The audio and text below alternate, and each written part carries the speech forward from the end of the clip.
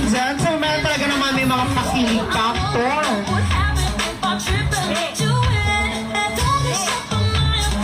Alright, there you go, ladies and gentlemen, for our Granny Muir.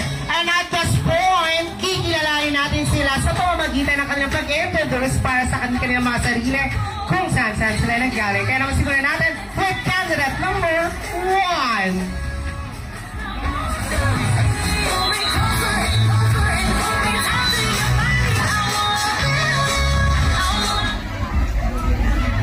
Magandang gabi po sa inyo lahat. Happy Fiesta po, Tondo. Ako nga po pala si Jonathan Clavio from Malolos, Bulacan. Thank you so much, candidate number 1, Mr. Jonathan Clavio. Up next, palakpakan mo natin lahat ng candidate number 2. Ay, magandang gabi sa inyong lahat. Ako nga pala si Sebastian Dacles, 25, from Alaminos, Pangasinan. Pwede mag-pick up. Asin ba kayo? Bakit? Bagay kayo sa itlog ko. Thank you so much, candidate number 2. We have Sebastian Dacles. Up next, we have candidate number 3.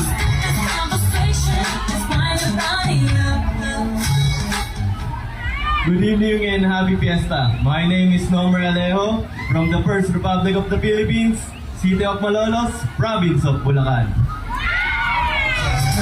Thank you so much, candidate number 3, Mr. Normer Alejo. What about candidate number 4?